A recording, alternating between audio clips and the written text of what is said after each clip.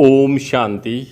आज 15 जुलाई 2026 के बुधवार के प्रातः मीठी मीठी मधुवन मुरली के बाप दादा के मधुर ईश्वरीय महावाक्य सुनते हैं।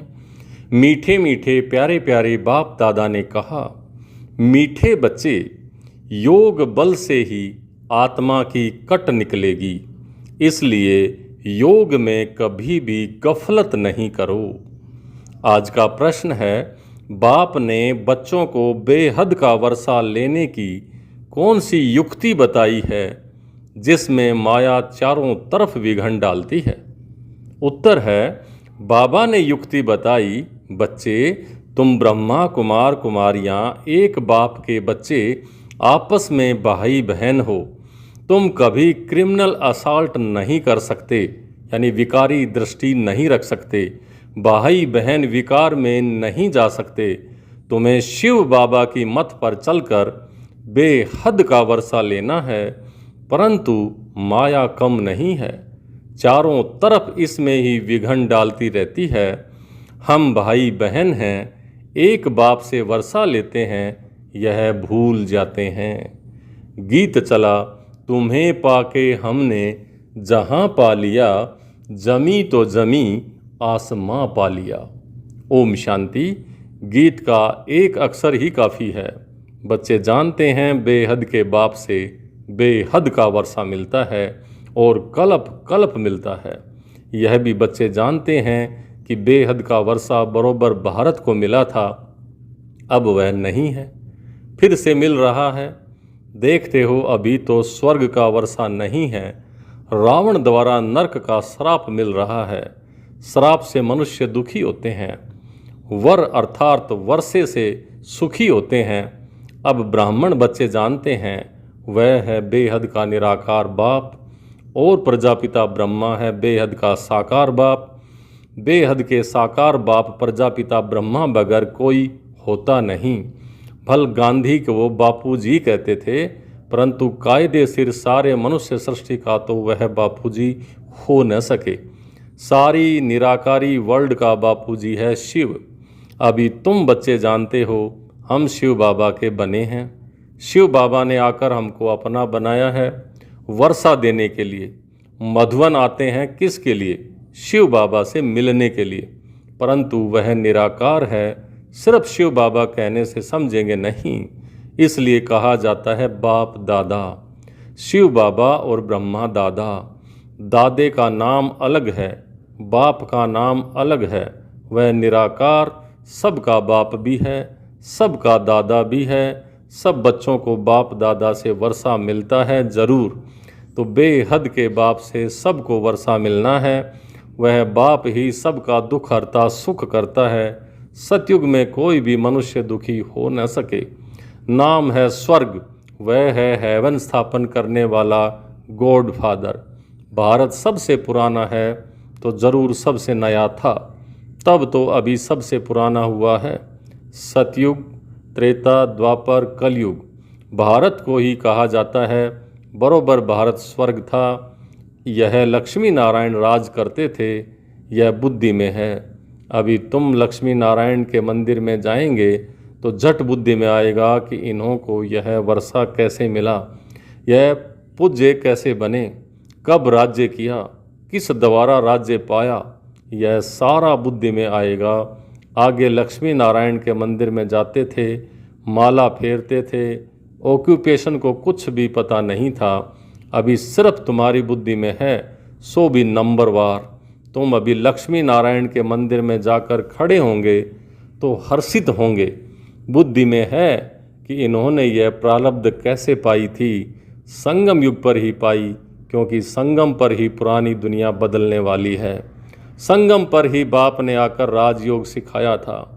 यह भी जानते हो बहुत जन्मों के अंत के जन्म में बरोबर यह ब्रह्मा था। ब्रह्मा द्वारा विष्णुपुरी की स्थापना होती है। यह लक्ष्मी नारायण ही अगले जन्म में बरोबर ब्रह्मा सरस्वती थे। ब्रह्मा के साथ ब्राह्मण ब्राह्मणियाँ भी होंगे। सतयुग में लक्ष्मी नारायण की राजधानी थी ना, जरूर प्रजापिता भी होगा। तुम जानते हो हम पुरुषार्थ कर रहे हैं। जिन्होंने कल्प पहले पुरुषार्थ किया है वह हम साक्षी हो देखते हैं। एक होता है राजाई घराना, दूसरा होता है प्रजा घराना। उसमें भी कोई बहुत साहूकार होते हैं, कोई कम। राजाओं में भी कोई बहुत साहूकार, कोई कम साहूकार होते हैं। तुम लक्ष्मी नारायण के मंदिर में किसी को भी समझा सकते हो कि इन्होंने यह राज्य कैसे पाया। अब फिर से वही अपना राज्य भाग्य ले रहे हैं। राजधानी स्थापन हो रही है। कितना सहज है। अम्बा कौन है यह भी नहीं जानते। तुम कहेंगे यह तो जगदम्बा है। कल्प पहले भी जगदम्बा जगत पिता थे, उन्हों के बच्चे हम थे। संगम पर बाबा राजयोग सिखा रहे हैं। जगदम्बा के बच्चे भी ढेर हैं, परंतु इतने सभी को तो बिठा नहीं सकते। अभी तुमको ज्ञान का तीसरा नेत्र मिला है। बाप ज्ञान का सागर है तो जरूर बच्चों को ज्ञान ही देंगे। उनको न मनुष्य और न देवता कहा जाता है, उनको परमात्मा ही कहा जाता है। तुम कोई के भी मंदिर में जाओ तो उनकी बायोग्राफी, जीवन कहानी बता सकते हो। राम के लिए भी तुम समझा सकते हो। चंद्रवंशी घराना अभी स्थापन हो रहा है। ब्रह्मा द्वारा ब्राह्मणों का भी धर्म स्थापन होता है। ब्रह्मा का नाम कितना बाला है। ब्रह्मा द्वारा बाप ब्राह्मणों को रचते हैं। तुम ब्रह्मा कुमार कुमारियां होने से ये जानते हो कि हम एक बाप के बच्चे आपस में भाई बहन हैं। फिर हम क्रिमिनल असाल्ट विकारी दृष्टि नहीं कर सकते। भाई बहन विकार में जा नहीं सकते। बाप ने यह युक्ति रची है। ड्रामा अनुसार तुम भी ब्रह्मा कुमार कुमारी, हम भी ब्रह्मा कुमार कुमारी। वास्तव में सारी दुनिया बीके है, परंतु वे जानते नहीं हैं। हम शिव बाबा की मत से बेहद का वर्षा ले रहे हैं। माया भी कम नहीं है, चारों तरफ विघन डालती रहती है। हम भाई बहन हैं, एक बाप से वर्षा लेते हैं, यह भूल जाते हैं। यह तो अच्छी रीति समझते हो। सतयुग में एक ही धर्म रहता है, बाकी सब धर्म खत्म हो जाते हैं। यह भी बच्चे जानते हैं। यह कोई नई बात नहीं है। हर 5000 वर्ष के बाद यह चक्र फिरता रहता है। तिथि तारीख भी लिखी हुई है। यह भी बुद्धि में रहना चाहिए। हम शिव बाबा से इस युक्ति से वर्षा लेते हैं। लक्ष्य तो मिला हुआ है ना। बाप को याद कर बाप से वर्षा लेना है। याद अर्थात योग बल से ही कट निकलेगी, इसमें कोई गफलत ना हो।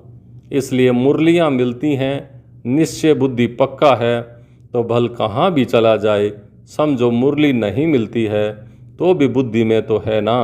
हम बाबा का बन गए। बाबा ने समझाया है, तुम्हारी आत्मा तमो प्रधान बनी है। अब तुम बाप को याद करो तो तमो प्रधान से सतो प्रधान बन जाएंगे। यह महामंत्र एक बाप ही बतलाते हैं और कोई बतला ना सके। बाप ही कहते हैं, मीठे मीठे बच्चे, याद के बल से ही तुमको तमो प्रधान से सतो प्रधान बनना है। यह अक्सर है, परंतु किसी की बुद्धि में नहीं आता है। अब तुम समझते हो। बरोबर कल्प पहले भी बाबा ने यह अक्सर कहा था कि देह के सब धर्मों को छोड़ अपने को आत्मा समझो। यह सब देह के धर्म है ना। सबका बाप तो एक ही है। सब आत्माएं उसे एक बाप को पुकारती हैं। पोप भी गॉड को याद करते हैं, कहते हैं, ओ गॉड फादर रहम करो। इन मनुष्यों की क्रोधी बुद्धियों को पलटाओ तो यह आपस में लड़े नहीं। याद तो बाप को ही करेंगे ना, और कोई को याद नहीं करते। शिव बाबा को ही पुकारते हैं कि आकर पतितों को पावन बनाओ। पावन बनेंगे फिर तो इस छी रावण की दुनिया में रह नहीं सकेंगे। फिर जरूर नई दुनिया चाहिए। कलयुग से बदल कर सतयुग तो होना ही है, परंतु इतना भी नहीं समझते हैं। एक डॉक्टर आया था, कहता था कलयुग तो कलयुग ही चलेगा, और सदैव कलयुग ही कैसे चलेगा। कलयुग कोई अच्छा है क्या। समझते थोड़े ही हैं, सिर्फ भावना है। औरों को ले आते हैं, उनको तीर नहीं लगता है, और कोई आने वाले को तीर लग जाए तो भी कुछ न कुछ दलाली मिल जाएगी। स्वर्ग में तो आ जाएंगे। बाप से थोड़ा भी आकर सुनते हैं तो भी स्वर्ग में जरूर चले जाएंगे। फिर भी हेवनली गॉड फादर के सामने आकर के बैठे हैं तो बाप समझाते हैं, मैं सबका बाप हूँ ना। कोई मानते नहीं हैं कि शिव बाबा कैसे आएगा। अरे आत्मा तो आ सकती है, तो मैं क्यों नहीं आ सकता? आत्मा एक शरीर छोड़ दूसरे में जा सकती है, तो क्या मैं नहीं आ सकता हूँ? नहीं तो मैं कैसे आऊँ? पुकारते भी हैं, हे पतित पावन बाबा, आकर के पतित से पावन बनाओ। तो बाप कहते हैं, मैं आता ही भारत में हूँ, कल्प कल्प के संगम पर एक ही बार आता हूँ। तुम जब 84 जन्म पूरे करते हो तब मैं आता हूँ। तुम बच्चों को निश्चय है कि बाबा आया है फिर से वर्षा देने। बाप कहते हैं, मेरा धंधाई है पुरानी दुनिया को बदल नई दुनिया स्थापन करना। इसलिए गाया हुआ है नई दुनिया की स्थापना और पुरानी दुनिया का विनाश। फिर तुम पालना करेंगे। रोशनी मिली है ना? काली का मंदिर देखेंगे तो समझेंगे यह तो झूठा चित्र है। काली बरोबर जगदम्बा है, परंतु ऐसे भयानक रूप थोड़े ही है। बंगाल में काली के आगे बलि चढ़ाते हैं, परंतु जानते कुछ भी नहीं। जगदम्बा के मंदिर में लाखों आते हैं, सदैव जैसे मेला हुई है। छोटी सी मूर्ति रखी है ना, नाम रख दिया है जगदम्बा। अब जगदम्बा तो एक होनी चाहिए। सिंध में काली का मंदिर कैसा बनाया था? एक बार किले में बम फटा तो एक फ़कीर ने कहा कि काली माता गुस्से हो गई है, बस उसने जाकर के वहाँ काली का मंदिर बनवा दिया। अब काली है कौन? कुछ भी नहीं जानते। तुमको अब नॉलेज मिली है, ऐसी कोई चीज़ नहीं जिसको तुम न जानो। समझते हो कि बाबा से वर्षा ले रहे हैं तो पूरा पुरुषार्थ करना चाहिए ना। पहले नंबर का दुख तब शुरू होता है जब कुमार कुमारी शादी करते हैं। तुम्हें तो शादी करने का कभी ख्याल भी नहीं आना चाहिए। अब बाप कहते हैं, यह रावण राज्य खत्म होना है। ये है विकारी गृहस्थ व्यवहार। देवी देवताओं के लिए गाते रहते हैं, यह किसी को भी पता नहीं है कि इन देवताओं को निर्विकारी बनाने वाला कौन है। सतयुग है संपूर्ण निर्विकारी दुनिया। शास्त्रों में फिर दिखा दिया है कि वहाँ भी विकार थे, परंतु वह तो है ही वाइसलेस वर्ल्ड, यानी पवित्र दुनिया। विकारी दुनिया और निर्विकारी दुनिया में कितना फर्क है। अब ये बातें और किसी की बुद्धि में नहीं है। तुम जानते हो, इन लक्ष्मी नारायण का जब राज्य था तो कितने थोड़े मनुष्य थे। एक ही धर्म था, फिर वृद्धि को पाया है। चक्र भी पूरा लगाना पड़े तब कहेंगे पूरी पृथ्वी पर चक्र लगाया। समुद्र का तो चक्र लगा न सकें। सतयुग में थोड़े हैं तो कितनी थोड़ी ज़मीन लेते हैं। अब मनुष्य सृष्टि की हद पूरी होनी है। ऊपर में थोड़ी आत्माएं जो बची हैं वह भी आती रहती हैं। मनुष्य बढ़ते ही रहते हैं। जब वहाँ से भी आत्माएं आना पूरी हो जाएंगी, तुम कर्मातीत अवस्था को पाएंगे। फिर आत्माओं को शरीर छोड़कर जाना है। उनका आना और तुम्हारा जाना होगा। थोड़े थोड़े आते रहते हैं। समझ की बात है ना। हम पहले पहले जाकर वहाँ रहेंगे। हमारे होते कोई रहना नहीं चाहिए। यह विस्तार की बातें हैं। बच्चों को फिर भी बाप कहते हैं, अच्छा अपने प्यारे बाबुल को याद करो। तुमको फ़ायदा है बाप को याद करने में। यह हिस्ट्री ज्योग्राफी तो मनुष्य बहुत पढ़ते हैं, बहुत दूर दूर जाते हैं, मून में भी जाते हैं। यह है साइंस का घमंड। अति में जाते हैं। चंद्रमा में कुछ खड़ा थोड़े ही है। तुम तो सूर्य चांद से भी पार हो जाते हो। यह नॉलेज तुम्हारी बुद्धि में अभी है। समझते हो कि ड्रामा प्लान अनुसार बाबा यह सब बदलाते हैं। बाप ही कहते हैं, मैं तुमको पतित से पावन बनाता हूँ। यह मेरा पार्ट है। भक्ति मार्ग में भी यह हमारा पार्ट है तो ड्रामा ना। जैसे तुम पार्टधारी हो, मैं भी पार्टधारी हूँ। मेरा काम है तुमको पतित से पावन बनाना। जो कुछ करते हैं तो उसकी महिमा होती है ना। इन लक्ष्मी नारायण की कितनी महिमा है, परंतु उन्हों को ऐसा लायक किसने बनाया? यह सुख धाम के मालिक थे। अभी तो अनेक प्रकार के कितने दुख हैं। आज कोई मरा, झगड़ा हुआ, भल किसी के पास लाख करोड़ पदम हैं, परंतु अगर कोई बीमारी आदि आ गई तो क्या करेंगे? बिड़ला के पास कितने पैसे हैं, एक जन्म में पैसा देखने में आता है, परंतु ऐसा कोई नहीं है जिसको कोई दुख नहीं हो। किसी न किसी प्रकार का दुख यहाँ सभी को होता है। अभी तो यह पैसे आदि सब मिट्टी में मिल जाने हैं, तो इसलिए यहाँ कलयुग में अल्पकाल का सुख है, अधिक मात्रा में दुख है। अच्छा, मीठे मीठे सिकलिदे बच्चों प्रति माता पिता बाप दादा का याद प्यार और गुड मॉर्निंग। रूहानी बाप की रूहानी बच्चों को नमस्ते। हम रूहानी बच्चों की रूहानी बाप दादा को याद प्यार, गुड मॉर्निंग और नमस्ते। धारणा के लिए मुख्य सार: पहला, कर्मातीत अवस्था को प्राप्त कर वापस घर जाना है, परंतु जाएंगे तब जब आत्माओं का आना बंद होगा। इस विस्तार को बुद्धि में रख एक बाबुल को प्यार से याद करना है। दूसरा, ज्ञान की रोशनी मिली है, इसलिए निश्चय बुद्धि बन बाप से पूरा वर्षा लेना है। कहाँ भी रहते याद के बल से आत्मा को तमो प्रधान से सतो प्रधान बनाने का पुरुषार्थ करना है। आज का वरदान: सौमान में स्थित रहे विश्व द्वारा सम्मान प्राप्त करने वाले देह अभिमान मुक्त भाव।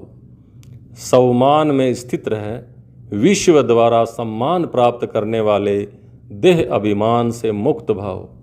पढ़ाई का मूल लक्ष्य है देह अभिमान से न्यारे हो देही अभिमानी बनना। इस देह अभिमान से न्यारे अथवा मुक्त होने की विधि ही है सदा सौमान में स्थित रहना।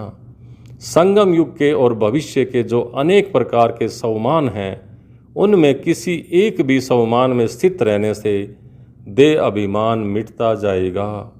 जो सौमान में स्थित रहता है उन्हें स्वतः मान प्राप्त होता है।